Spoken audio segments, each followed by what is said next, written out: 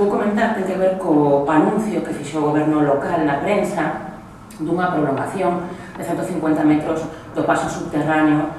polo Paseo de Alfonso ata o barrio do Cura, esa prolongación ata o barrio do Cura. Nos entendemos que este anuncio en prensa, sen que se coñeza un estudio de tráfico, nin un estudo tampouco de patrimonio, sabendo que nas inmediacións, ademais do Paseo de Alfonso, se atopa unha parte sustancial da muralla de Vigo, e confirma, podemos dicir, tres cuestións. En primeiro lugar, que o goberno local non tiña demasiado clara cal era a solución de mobilidade para esta obra, a pesar de comezar moi rapidamente a licitación da obra de peatonalización da Porta do Sol e do túnel ata onde estaba previsto.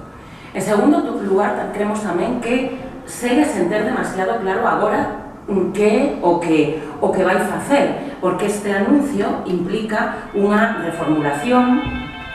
tanto da peonalización do proxecto, digamos, previsto para a Porta do Sol, como tamén unha modificación do ámbito do barrio do Cura, porque digamos que vai estar afectado por unha vía pública. Nos ante iso, o que pensamos é que teria que realizarse un convenio urbanístico entre o promotor privado da obra do barrio do Cura e o Concello. E en terceiro lugar, creemos que isto tamén confirma, tamén revela que de algún xeito, moi ao xeito deste goberno local, é dicir, sen diálogo e sen democracia real, sino de xeito tácito, se escoitaron, efectivamente, as demandas cidadás para preservar o Paseo de Alfonso. Pero xa digo, de que maneira, De que maneira? Sen diálogo, verdade? Sen debate político acerca de que facer con iso, senón con arbitrariedade e con improvisación que, creemos, non se pode permitir nunha obra de tales dimensións. O noso ver, esta proposta non deixa de pôr en risco ou de pôr en cuestión como vai afectar a obras e edificacións de El Duallen e segue, ademais, sen, digamos, axudar ou combater as emisións de CO2, porque as 600.000 toneladas de emisións de CO2 xeradas polo tráfico de Vigo seguirán transcorrendo polo centro de Vigo. Só que, por debaixo, pero seguirán transcorrendo polo centro de Vigo. Ante isto, bueno, pues nos temos unha proposta relacionada que xa vos vai introducir Rubén Pérez. Sí, para os que somos membros da mesa de contratación do Concello de Vigo, cada vez que hai un anuncio de proxectos ou cada vez que hai un anuncio de determinadas modificación de proxectos non deixa cando menos de sorprendernos, porque o lóxico é que as cuestións ou os anteproxectos ou as ideas se constitúan a través das mesas de contratación, porque obviamente se hai algún interese en realizar esta obra, cando menos que se traslade a vía da contratación pública, a redacción do proxecto, e quero lembrar, ademais, da absoluta improvisación dunha obra que foi licitada, en teoría, 16 millóns de euros, e na mesa de contratación, despois de presentarse empresas e despois de ser excluídas as grandes constructoras deste país, quedou en 11 millóns. Por tanto, unha enésima improvisación. Pero o problema é que subyace en todo o que está pasando nesta cidade un tema de planificación da mobilidade. É unha auténtica evidencia que as grandes actuacións de mobilidade e as grandes actuacións que se venden incluso como mobilidade sostible son unha absoluta improvisación. Ao longo desta semana pasaremos un informe que estamos elaborando para moitos veciños e veciñas sobre os incumprimentos do carril bici, co cal nos estamos completamente a favor. Se é unha forza política que pediu carriles bici e pediu unha rede de comunicación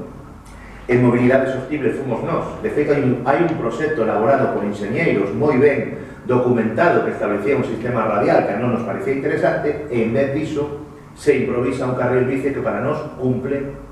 pouquiño do que a Dirección Xeral de Tráfico fala do que como ten que ser esta infraestructura. Entre outras cousas, porque cando vexades a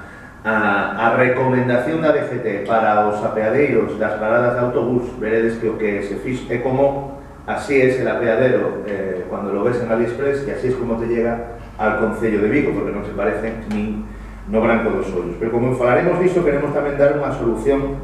de mobilidade. Ademais, este grupo municipal leva moito tempo dicindo que cando se consigan dotacións públicas, ben por permutas con outras administracións, ben por infraestructuras que deixan de ser empregadas, e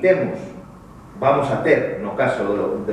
deses terrenos da DIF en Isaac Peral, eses 15.000 metros que ahora se procedería a unha cesión da DIF, máis outros 15.000 que estarían a posteriori, é dicir, podría ser na contorna dos 30.000 metros cuadrados. Para nós, o obvio é cumplir algo que todos os partidos políticos e forzas políticas levamos dicindo 20 anos, que se chama un aparcamento disuasorio gratuito. Colocar un aparcamento disuasorio gratuito neste ámbito implicaría que moita xente que vende Chapela, Redondela e que incluso chega pola AP9 tería un sitio onde aparcar, onde deixar o seu coche de maneira gratuita, e en mobilidade, incluso a pé, podería estar no centro da cidade en poucos minutos.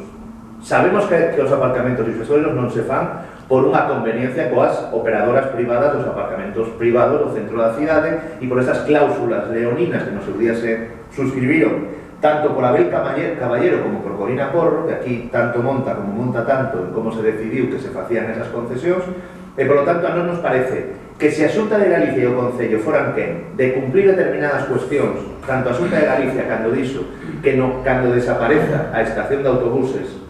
da Avenida de Madrid, unha das opcións